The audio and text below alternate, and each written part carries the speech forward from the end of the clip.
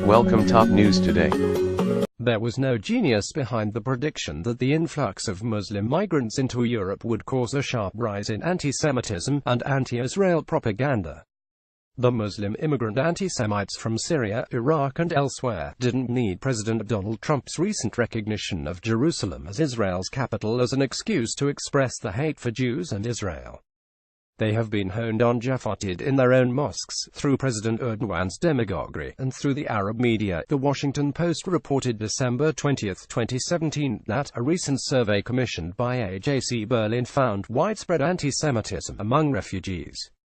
Officials have also expressed concerns over the influence of the Turkish government on the almost 2 million German Turks, even though many of them have lived here for decades, especially after President Recep Tayyip Erdogan called the recognition of Jerusalem a red line for the Muslim world and threatened to cut ties with Israel. Thousands of recently arrived immigrants from the Arab and Muslim world protested in Berlin, Germany. Ironically, the anti-Trump turned anti-Semitic protest took place 100 yards from the city's somber memorial to the murdered Jews of Europe. The demonstrators burned Israeli flags while chanting anti-Semitic slogans and threatening violence against Israelis. The German authorities chose not to interfere. In this reporter's mind, he conjured a scene from the late 1930s of brown-shirted Nazis protesting in front of Jewish stores in Berlin, threatening violence and harassing Jews or would-be customers, while the local police stood by, doing nothing.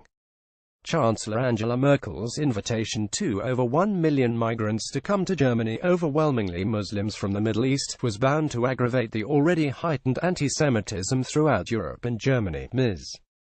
Merkel should have known that many of these migrants came seeking to transform Europe and Germany into part of the Muslim Ummah community. Others entered Germany posing as migrants to terrorize and kill non-Muslims, infidels, and the majority of them are carrying the malignant virus of anti-Semitism. From early grades onward, Syrian school textbooks portray Jews as being rejected by Allah for their evil deeds, including the killing of the prophets. School children are taught that Israel is an illegitimate creation. They are also taught that Israel is committing crimes against Arabs and Muslims and that Israeli occupation of Arab lands is a crime. For Syrian men or women in the 20s, whether they supported the dictator Bashar al-Assad or not, one thing is certain. Whatever the circumstances may be for arriving in Europe or Germany, they have been poisoned with hate and been prejudiced about living side by side with Jews. The Tower, December 12, 2017, reported that Sweden has been rocked by a series of anti-Semitic attacks, following the announcement by U.S. President Donald Trump that America would recognize Jerusalem as Israel's capital and initiate a process to move the U.S. embassy there. Palestinian flags were waved and anti-Semitic slogans heard when 200 angry protesters took to the streets of Malmö on Friday, December 8, 2017. According to a report by Sveriges Radio, they were chanting, "We want our freedom back and we're going to shoot the Jews," among other hateful slogans. Protests spiraled out of control on Saturday, December 9, 2017, when during a second anti-Jewish attack in the Nordic country in 2 days, masked men threw Molotov cocktails at a synagogue in Gothenburg. Teens from the local Jewish community who were attending a party inside had to hide in the basement until security arrived. 3 suspects have been arrested in relation to the attack and are said to be asylum seekers who came to Sweden this year, 2 from Syria and 1 from the Palestinian Authority. On Monday, December 11, 2017, Sweden hit the headlines again. 2 burning objects were thrown at a chapel located at a Jewish cemetery in Malmö. Freddie Gelberg, spokesperson for Malmö's Jewish community, told the police that, "We are careful. You don't want to display the Star of David around your neck or other Jewish symbols. An Orthodox Jew does not find life easy in Malmö. He is subjected to discrimination. I was never attacked because of my religion. What is happening now is another type of anti-Semitism whereby we are being attacked because of the political situation in the Middle East." Mr. Gelberg was clearly reluctant to point a finger at the Arab Muslim migrants who have brought with them the hateful and violent anti-Semitism, which the Swedish government has only encouraged by its hostility to the Jewish state. Moreover, Gelberg knows it is a taboo in Sweden to accuse Muslims or migrants. To do so is to violate the new Swedish religion, which has engulfed European life. Multiculturalism in Germany.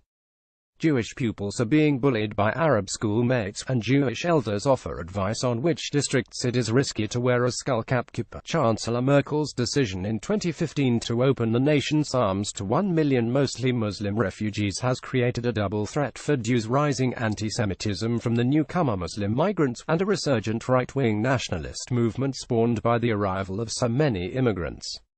Mikhail Tanev, 32, a Jewish telecommunications manager whose parents immigrated to Germany from Russia in 1998, had this to say in an interview with USA Today December 21, 2017. "The anti-Semitic sentiment has become more pubic and virulent.